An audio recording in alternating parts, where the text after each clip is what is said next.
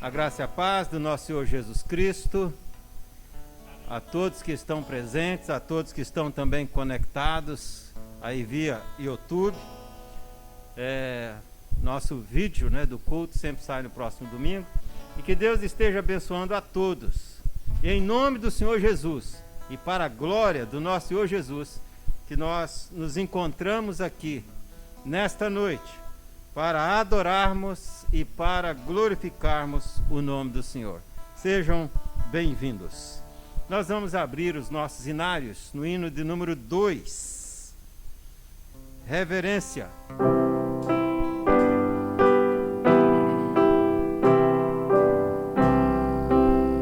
O Senhor está no seu santo templo. O Senhor está no seu santo templo. Cale-se diante dele toda a terra. Cale-se diante dele toda a terra.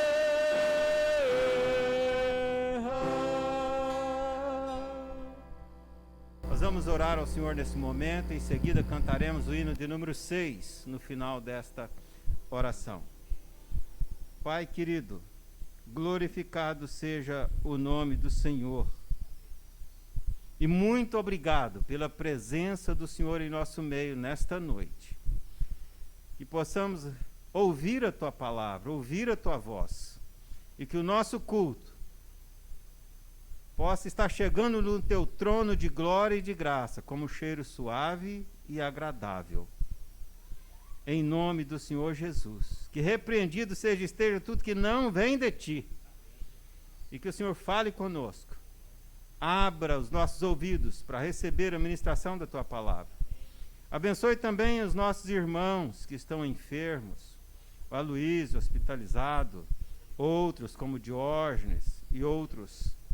Abençoe também curando-os, restabelecendo. E também aqueles que trabalham nos hospitais, nossas irmãs enfermeiras, membros desta igreja e outras, demais irmãs e irmãos, que o Senhor possa abençoá-los, os guardando e os protegendo no trabalho.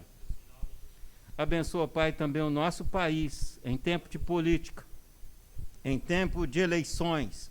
Tem misericórdia dessa nação brasileira. Abençoe a cada município em especial, levantando pessoas, levantando com temor no coração, colocado pelo Senhor, e com amor, ainda aqueles que não são servos do Senhor, mas coloque amor por este país, pelo município, o qual hão de estar, ou os quais hão de ser administrados por esses homens. Nós oramos por todas as autoridades, e a Ti agradecemos na certeza que o Senhor nos ouve, em nome de Jesus. Amém. Em seguida, este hino, nós vamos cantar 2 cânticos com toda a igreja.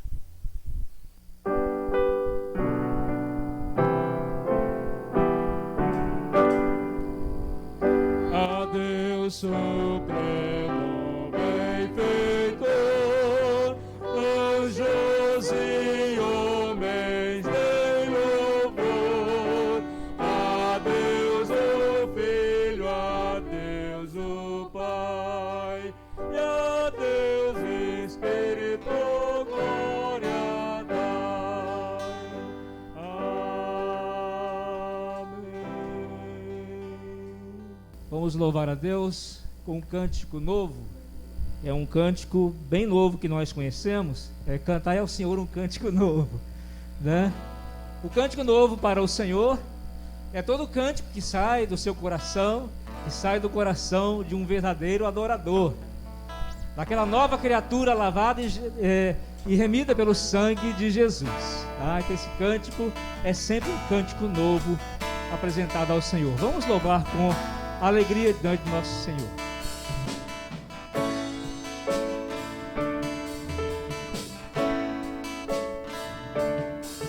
Cantai ao Senhor,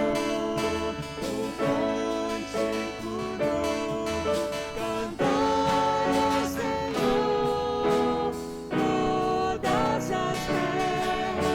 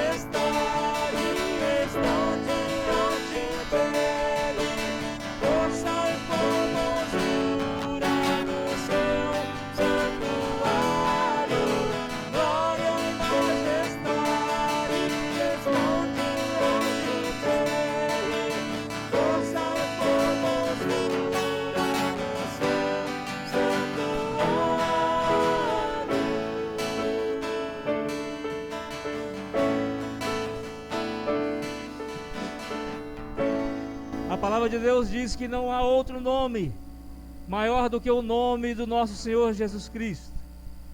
E diante do nome do Senhor Jesus, há de dobrar todo o joelho, e diante dele, desse nome, toda língua confessará que Jesus Cristo é o Senhor.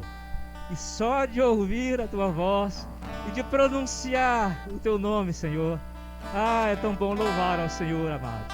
Abre o seu coração e louve ao nosso grande Senhor Jesus.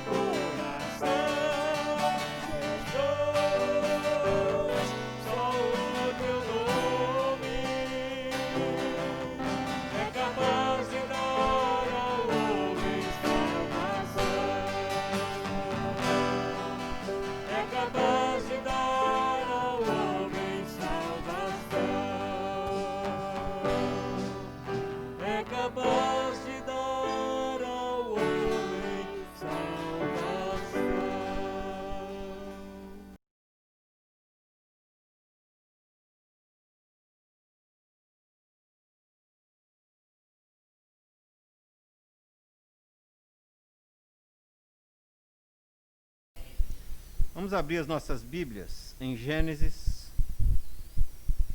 Abrir as nossas Bíblias no livro de Gênesis, capítulo 4, versos 3 a 5. E após a leitura, os irmãos poderão se assentar. Gênesis, capítulo 4, versos 3 a 5. O sermão que antecede a esse foi intitulado O que é louvor? E hoje, em continuação, nós pregaremos o que é adoração. Se você não esteve aqui do domingo passado, se você ainda não ouviu a primeira parte do sermão, né, tem um vídeo no YouTube que é louvor, você pode ouvir.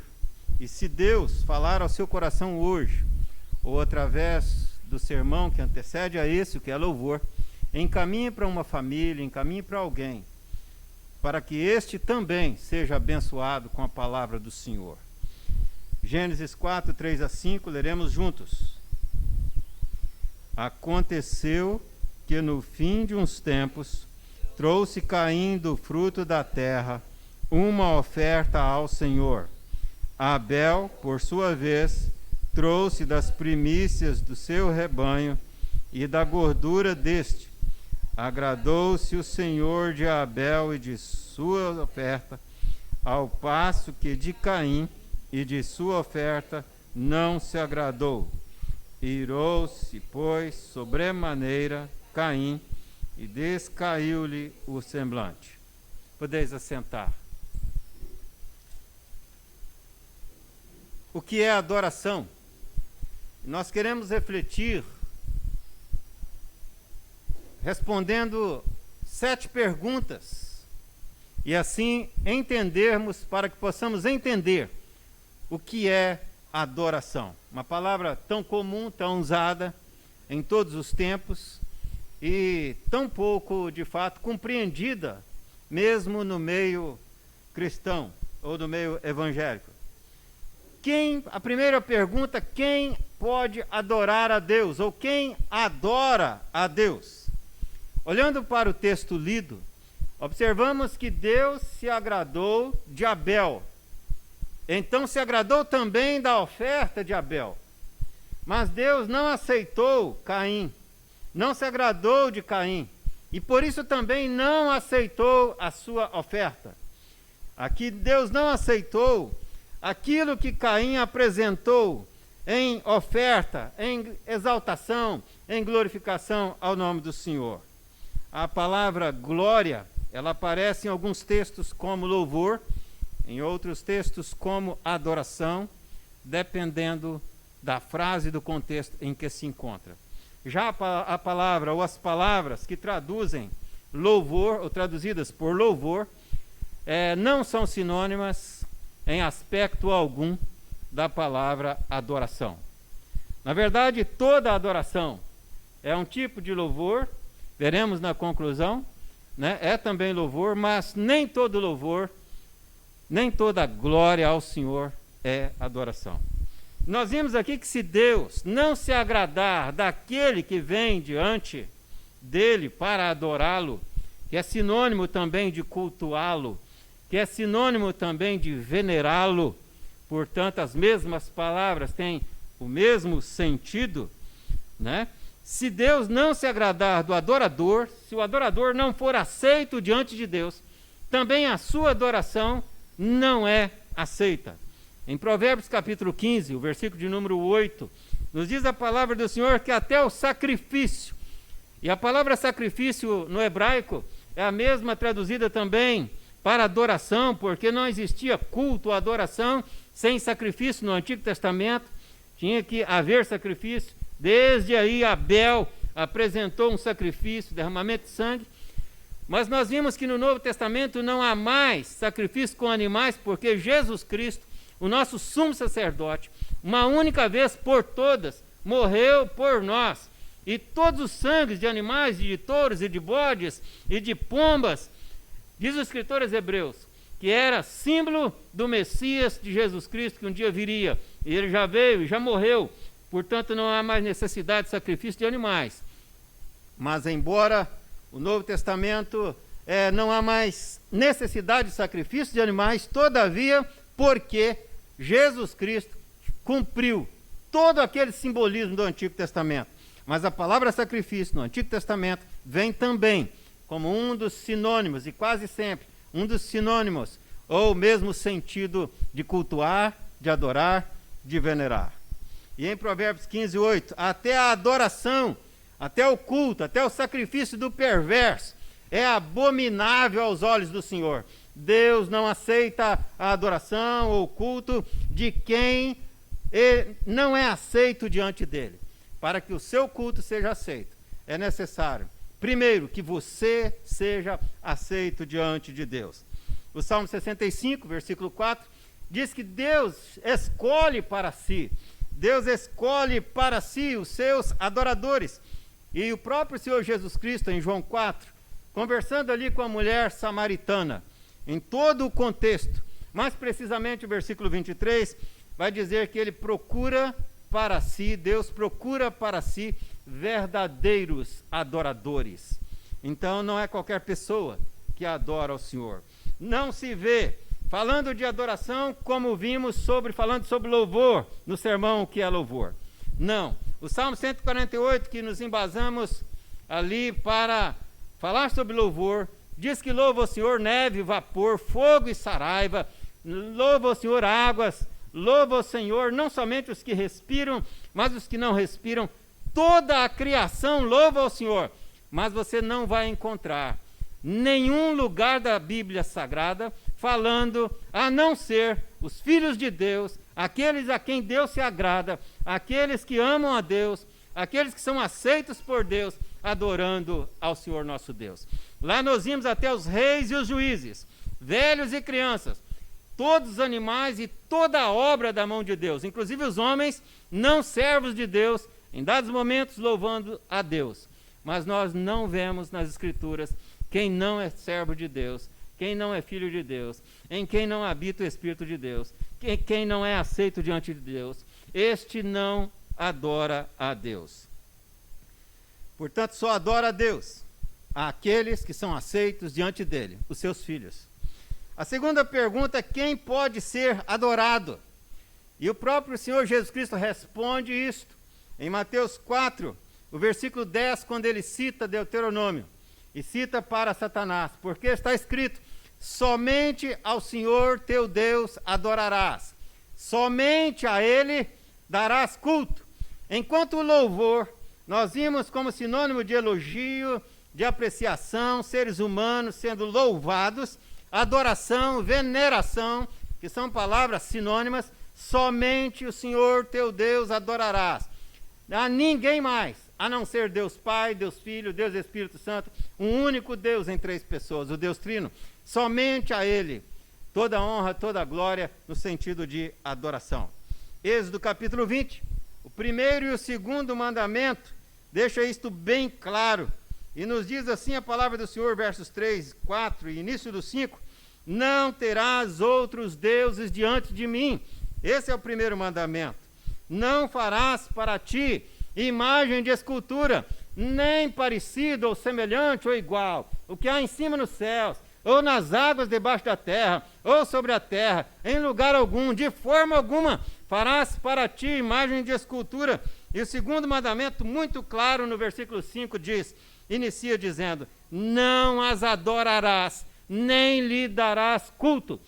Culto, adoração, veneração a Deus e somente a Deus, e ninguém mais além de Deus é permitido pelas Escrituras. Portanto, e a terceira pergunta: o que é o contrário de adoração? Aí podemos dizer que o oposto, o antônimo, o contrário de adoração é o pecado. É tudo aquilo que aborrece a Deus, que desagrada a Deus, desobediência à lei de Deus. Enquanto o louvor pode ser dado a seres humanos, vimos isso no sermão anterior. Enquanto o louvor é dado por toda a obra das mãos do Senhor, toda a criação, a adoração é dada somente pelos filhos de Deus e somente a Deus. A terceira pergunta, a quarta pergunta, né? A primeira foi quem adora, a segunda, quem pode ser adorado, e a terceira, o que é contrário à adoração, e a quarta pergunta, em que circunstâncias devemos adorar a Deus? Eu gosto muito do livro de Jó, e todo o livro de Jó mostra isto. Mas, se você quiser ler em casa de forma mais sintética, leia o capítulo 1, versos 13 a 20, e você vai ver que aquele homem era um dos homens mais ricos da terra. um dos mais ricos do Oriente. E de repente esse homem perdeu tudo que ele tinha. Não ficou com renda alguma. Todos os seus servos, sobrara apenas um de cada desgraça. A palavra desgraça, esse prefixo des, quer dizer sem graça alguma, sem favor algum, sem bênção alguma. Vinha um para lhe dar a má notícia. Toda a sua fonte de renda, tudo foi levado. E não teve nem Bolsa Família ou ajuda do governo, não sobrou nada para ele, renda nenhuma. Né? Ficou sem nada mesmo. Nada.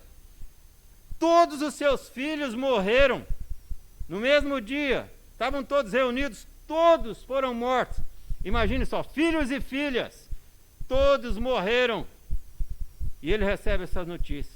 Numa circunstância dessa, creio eu que ali já começou o seu sofrimento físico e emocional, com certeza. Qual pai não sofreria e o quanto não sofreria?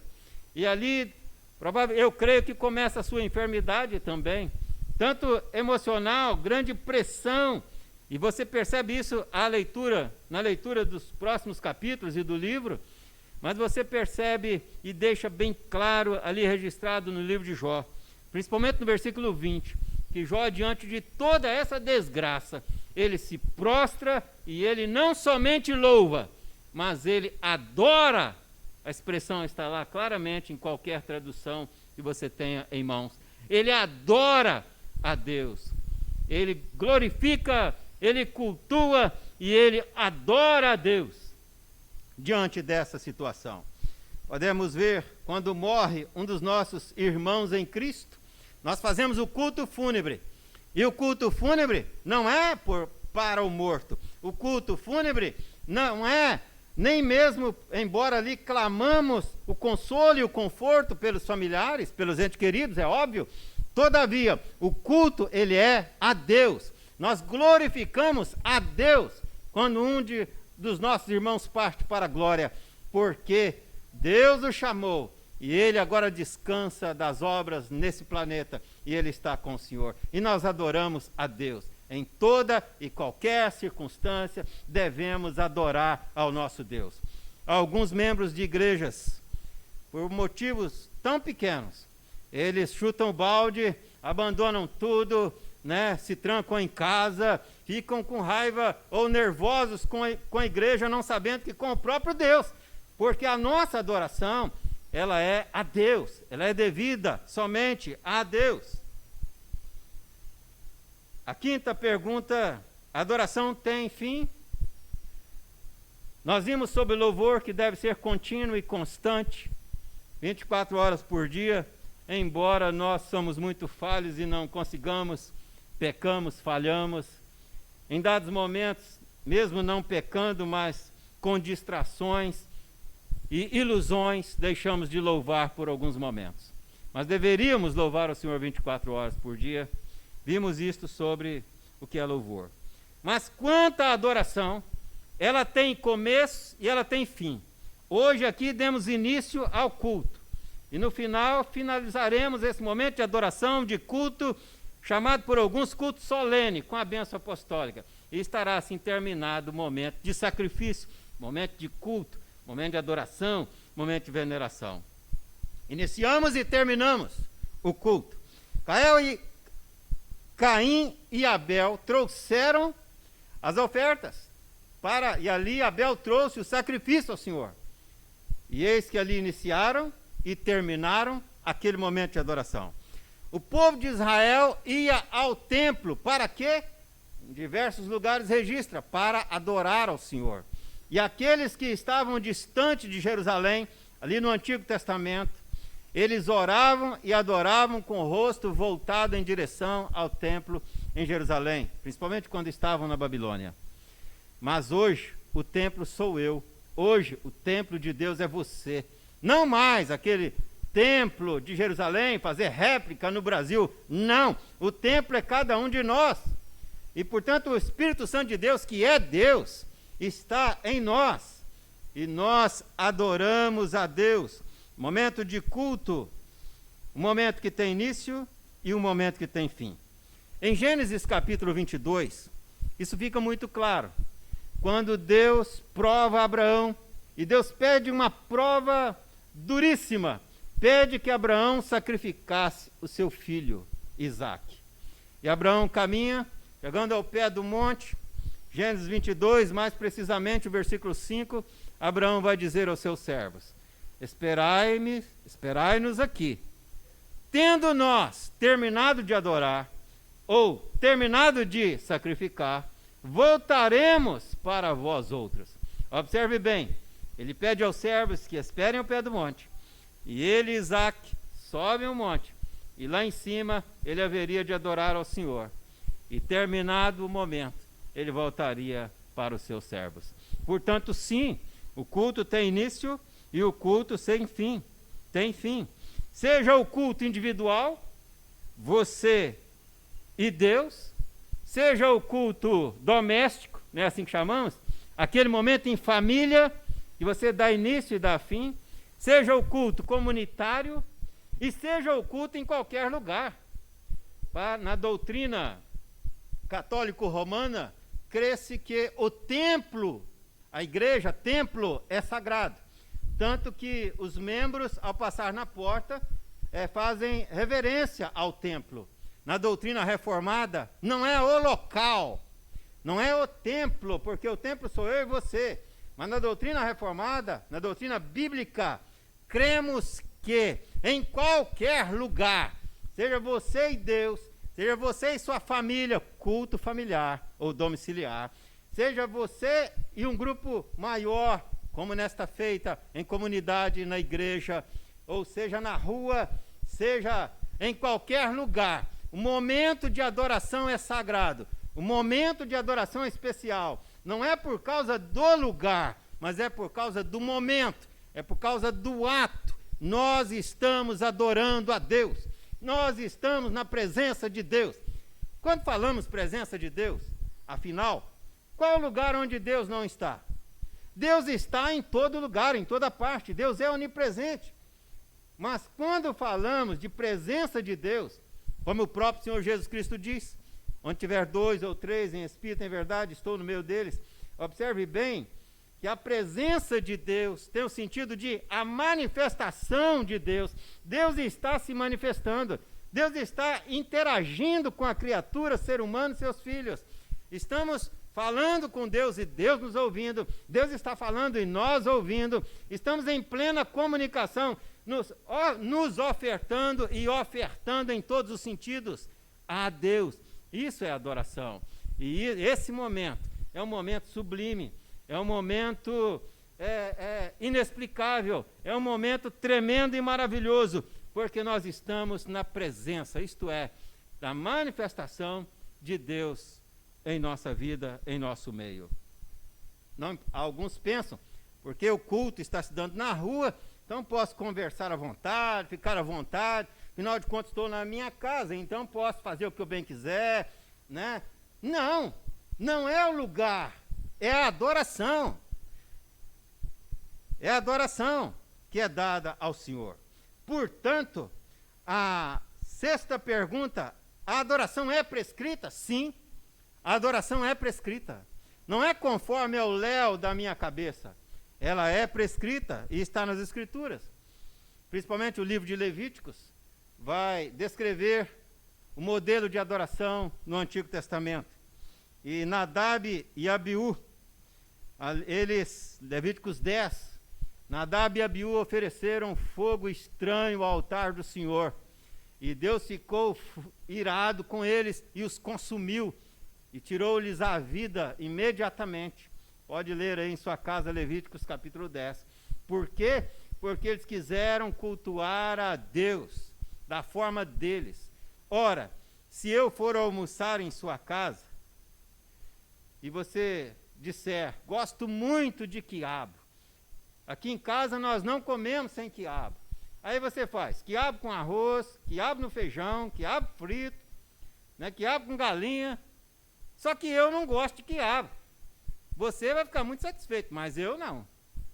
Né? O culto não é para nós. O culto não é para o visitante. A adoração, o culto é para Deus. É de acordo com a vontade de Deus. De acordo com o gosto de Deus. Por isso Deus prescreve a forma como nós devemos cultuá-lo nas Sagradas Escrituras. Nós vimos que a Bíblia não tem uma liturgia pronta, como alguns querem dizer que há. Isto não há. Por isso as liturgias vão variar dos cultos da adoração, vão variar segundo tradições, vai depender do país onde você estiver, da língua que você fala e etc. Vai haver variações litúrgicas no momento de adoração. Mas os princípios bíblicos não podem variar, porque são prescritos. São orientações da forma como nós devemos cultuar. Dentre elas, vamos aqui elencar algumas. O culto é em espírito e em verdade. O próprio Senhor Jesus Cristo responde isso num contexto falando de adoração, em João 4, conversando com a mulher samaritana, dentro de um contexto de adoração, não são textos fora de contexto, não. E no versículo 23 e 24, mais precisamente, Jesus vai dizer que o verdadeiro culto, ele é em espírito e em verdade. E quando estudamos ao longo do Novo Testamento, principalmente a palavra verdade, sempre está relacionado à palavra, à Escritura. Tanto que a Bíblia é a verdade, diz o próprio Senhor Jesus Cristo. O culto é segundo a verdade, o culto é segundo a palavra, a orientação da palavra, seja a música, seja as orações, tudo deve estar orientado pela palavra. O culto é em verdade, mas também é espírito, também move a nossa emoção no momento de adoração. Não tem como falar e ouvir maravilhas de Deus sem sentir nada. Não tem como estar na presença do todo onipotente, poderoso do universo e não sentir nada. Mas o culto não é emocional, embora tenhamos a emoção. O culto ele é racional, como diz as Escrituras em Romanos 12:1. Rogo-vos que apresenteis o vosso culto racional ao Senhor, ali pelo sacrifício vivo, santo e agradável, que é o vosso, observe as palavras, sacrifício, ligado à adoração, vivo, santo e agradável, que é o vosso culto racional. O culto ele é racional, você adora de forma consciente, você sabe o que está fazendo. Em nenhum momento na Bíblia você vê um espírito tomando uma pessoa e ela dominada irracionalmente, sem saber o que está fazendo, tomada. Você não vê isso nas Escrituras. Quem faz isso é espírito maligno. Possui uma pessoa como arrebentando a porta, entrando. Não, o Espírito de Deus não age assim. É de forma racional. Até porque não tem como você seguir a palavra a não ser usando, de certa forma, a razão. O culto, portanto, outro princípio é com ordem e decência. E Paulo descrevendo e arrumando a igreja de Corinto, ensinando ali a igreja de Corinto, em 1 Coríntios 14, principalmente, falando sobre o dom de línguas, mas quando chega no versículo 40, principalmente, ele vai dizer, culto seja com ordem e decência. Tudo que for feito em culto, em adoração, em veneração, tem que ser com organização, com ordem e decência, não de qualquer forma. Ah, mas estou na rua. Ah, mas isso está acontecendo num boteco que deixaram a gente adorar. Se é adoração, aquele momento de adoração é sagrado, porque o Espírito Santo de Deus, que é Deus, está se manifestando e ele está em você. 1 Coríntios 3,17 diz que o seu corpo é sagrado, porque o Espírito Santo de Deus está em você. É Deus presente. 1 Coríntios 3,17. O culto é também outro princípio com temor. E nós podemos, se é em ordem e decência, com ordem e decência, se é racional, ele é também com temor. Nós vimos a igreja adorando a Deus em Atos 2. A forma como ela adorar. E entre as qualidades da comunhão entre os irmãos, que faz parte do momento de adoração, também o versículo 42 diz que em cada alma havia temor. Cada alma. E no capítulo 9, versículo 3 de Atos, diz-nos a palavra que a igreja edificando-se em temor. Isto no momento de culto, no momento de adoração, como Paulo também descreve, 1 Coríntios 14, tudo seja feito para edificação, e isto com temor. E no capítulo 14, Paulo fala o tempo todo essa palavra edificação. Hebreus 12, 28, vai dizer com reverência e temor. Quem vai se portar de qualquer maneira na presença de governador, na presença de um rei, né, de um presidente ou de um tribunal de justiça? Com certeza você nem entra lá, dependendo com o traje, inclusive, que você estiver. Lá no fórum, em vez se você entra. Não permitem. Não se porta de qualquer forma. Imagine você estar na presença daquele que governa o universo. E quando falamos de universo, recordo ou cito novamente Isaías 40, quando Deus diz que o planeta Terra, falando sobre a majestade de Deus, é do tamanho de um pingo d'água, um pingozinho de chuva, que escorre do lado de fora de um balde. Esse é o tamanho da Terra, diz Isaías 40. A mesma linguagem usada pela ciência, dizem que o planeta Terra é como um grão de areia entre os grãos de areia de uma praia. Você tem ideia do tamanho da Terra? Isaías 40, falando da humanidade, chega a dizer que nós somos invisíveis. Eu estou traduzindo a palavra como invisíveis, na época em que foi traduzido, né? E na época em que foi escrito, o termo lá, somos menos do que nada. A palavra moderna para nós hoje, invisíveis aos olhos do Senhor, de tão pequenos que somos. Olha, se o Brasil para mim é tão grande, para mim o planeta Terra é enorme. Eu nem nunca saí da América Latina, eu, Gerides, né? Para mim o planeta Terra é enorme, mas aos olhos de Deus, diz o profeta, ele é como um pingo d'água que escorre do lado de fora, um pingo de chuva que escorre do lado de fora, um pingo de chuva lá de fora de um balde. Se o planeta Terra é desse tamanho, me pergunto de que tamanho sou eu. Pensa aí que tamanho que é você, então. Eu disse outrora que me considero, né, e acho que estou me considerando muito grande, do tamanho de um neurônio. No cérebro humano tem milhões de neurônios. Deu para entender?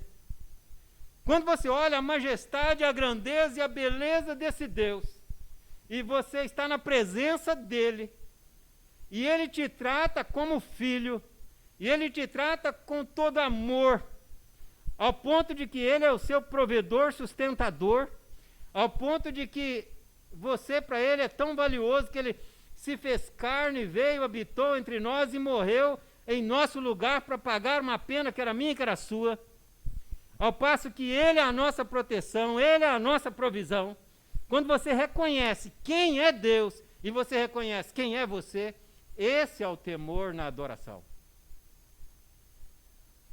E você descansa e você sai da adoração sorrindo, de felicidade, se extravasando, e você deita e você dorme tranquilo e em paz, porque o Deus do universo, que a terra é como nada para ele, é o seu Deus que cuida de você, que direciona os seus passos, que te ama, que te protege e que te abençoa. Esse é o temor na adoração. Portanto, meus queridos, para concluir a 7ª pergunta, o que é adoração? Que estamos respondendo desde a primeira pergunta. Desde a primeira pergunta. A adoração, e na adoração é importante destacar que você sai abençoado ou amaldiçoado. Você olhar o que aconteceu com Caim e Abel, né? Ah, pastor, mas Abel morreu. Abel foi para junto do pai. Abel era de Deus. Caim não.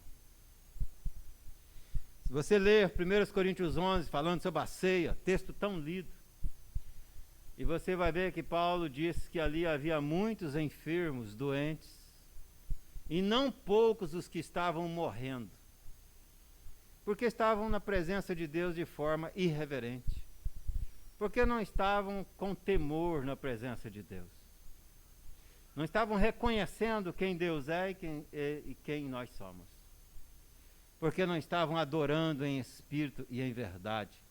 estavam inclusive participando do sacramento de forma banal. E evocaram maldição sobre si mesmos. Muitos ficaram enfermos e outros doentes. Mas nós que adoramos ao Senhor, sentimos gozo, alegria e paz. Porque Deus tem cuidado de nós. Agora, os perversos, eles sim, ao contrário da nossa alegria, eles têm que ter medo, e medo mesmo. Porque o inferno os espera. Jonathan Edwards, sermão muito famoso, Deus na mão, pecadores nas mãos de um Deus irado. Quem quiser ler esse livro, é muito bom. Aí ele pregou na universidade e ele dizia, olha, em dado momento o Espírito Santo se manifestou de forma tão forte. Eu já preguei o sermão dele, não aconteceu nada disso, né? O homem pregou, os universitários que cravavam as unhas assim, de tão grande que foi, né, a operação do Espírito Santo de Deus. Porque levavam e continuavam levando e queriam continuar levando uma vida leviana. E os perversos, é bom sim que tenham medo, porque a ira vindoura virá sobre eles. Mas nós, servos do Senhor, se no momento da adoração você estiver em espírito e em verdade, sinta-se seguro e tranquilo, porque Deus opera em você. Mas saímos abençoados ou amaldiçoados. E muitos crentes se reúnem para pior, quando se reúnem não para melhor. Amós 5, 21 a 23, a palavra do Senhor nos diz assim: aborreço, desprezo as vossas festas e as vossas assembleias solenes. O que é assembleia solene? O culto, momento de adoração, momento de culto. Eu desprezo. A ideia aqui, eu sinto nojo quando vocês querem me adorar. Não tenho nenhum prazer, diz Deus. E ele está dizendo isso para o povo dele, hein? E ainda que me ofereçais holocaustos e vossas ofertas, não me agradarei delas, nem atentarei para as ofertas. E ele conclui dizendo, verso 23, afasta de mim o estrépito dos teus cânticos. Para com essas músicas, essas cantigas, cessa esse louvor, porque não ouvirei as melodias das tuas liras, isto é, dos teus instrumentos. Por quê? Porque diante de Deus se apresentavam bonitinhos, mas a vida lá fora totalmente vazia. Viviam de qualquer forma. Para que o seu culto, para que a sua adoração seja bênção, seja aceita por Deus, sua oferta seja aceita por Deus, é necessário primeiro que você seja aceito por Deus. Por isso, a Bíblia diz, se você tem uma oferta para entregar, e se tratando de dinheiro mesmo, que faz parte do culto a oferta financeira, né? E alguns não observam isso, aliás, nem nunca ofertam. Mas se você tiver uma oferta para entregar, primeiro, e você tem alguém com quem você tem alguma peleja, algum problema, primeiro, guarda, segura a tua oferta, não entregue. Vá lá, acerte a sua vida, lá, acerte-se com essa pessoa, depois volte e entregue a sua oferta. Não adianta, ninguém adora certo com a vida errada. Quer adorar ao Senhor? Quer que seu culto seja aceito? Primeiro, você precisa ser aceito. Por isso é muito importante sempre nos santificarmos. Mas o que é adoração? E ainda Jesus cita, registrado em Mateus 15, 7 a 9, Jesus cita ali Isaías 29, 13. E ele diz, este povo me honra com os lábios, mas, quem completa? O coração está longe de mim. Não adianta adorar ao Senhor, não adianta pregar bonito, cantar bonito, não adianta trazer ofertas, dízimos, tudo isso, se a minha vida com Deus está toda errada. Pastor, mas ninguém sabe. Ninguém sabe? Deus sabe, isto basta. Então, para que a adoração seja aceita, é necessário que você seja aceita. O que é adoração? finalizando, eu não quero dar aqui uma definição cabal e final e completa, não. Mas espero que você tenha entendido ao longo das respostas dessas 7 perguntas. E eu diria, no meu entendimento tão pequeno, mas a adoração é algo... Me lembro ter lido certa feita um dos reformadores dizendo, ela é um momento místico. A adoração é um momento de culto, é um momento transcendente. É um momento inexplicável. Porque é um momento em que o Criador e mantenedor, sustentador do universo, que não tem começo e que não tem fim, está se relacionando comigo, ser humano, e eu com ele. Eu falo e Deus ouve. Se eu estiver sozinho, né? Porque no grupo somos nós. Por isso nós oramos em público, sempre nós te pedimos, nós te adoramos, porque a nossa comunhão, todos estamos adorando como um só. É a igreja adorando quando estamos juntos, né?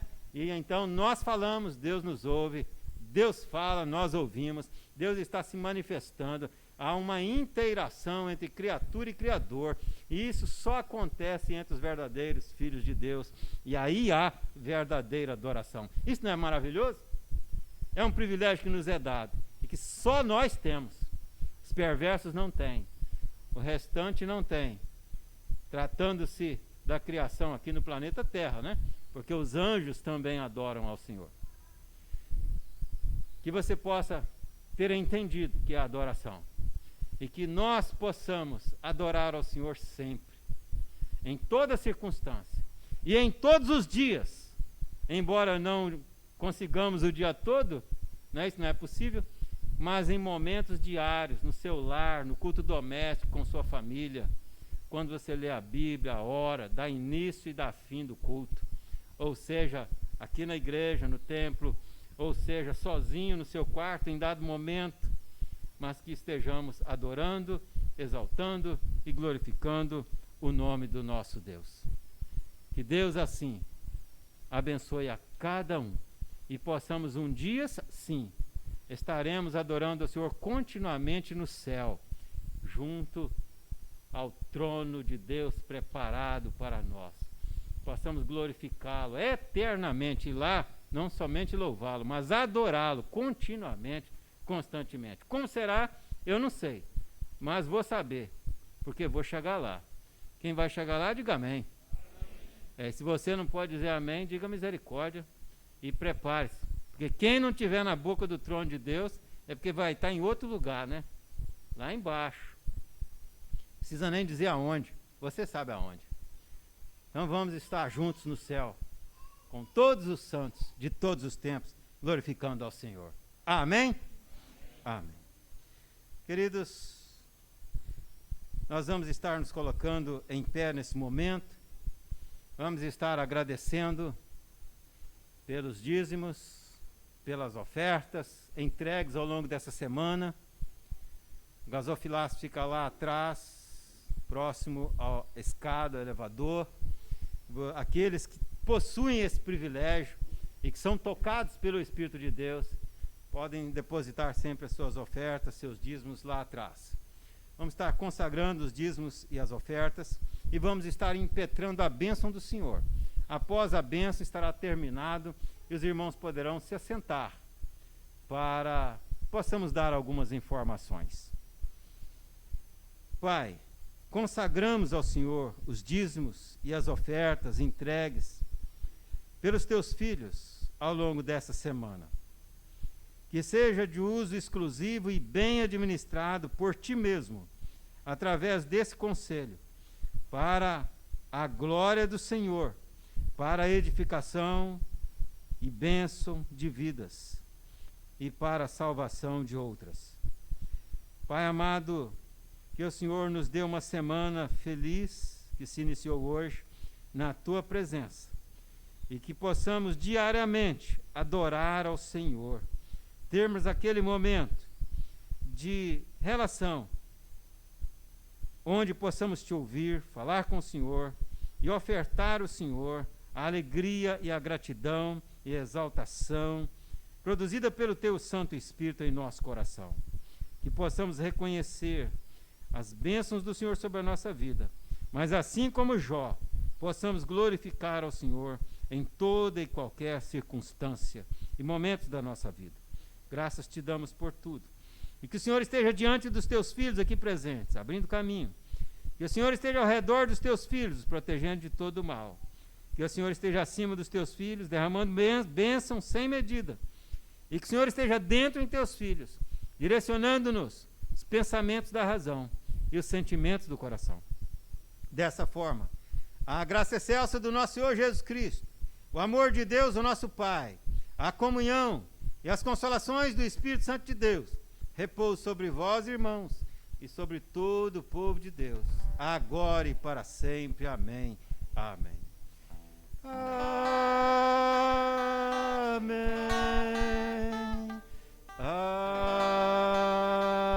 Amém.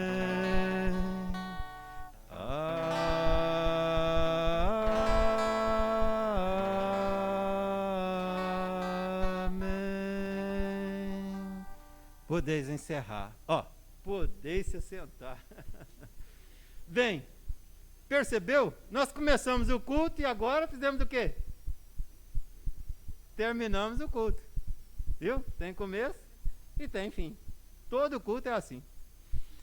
Nós queremos, primeiramente, em nome do Senhor Jesus, em segundo lugar, em nome da igreja, agradecer as pessoas que estão nos visitando.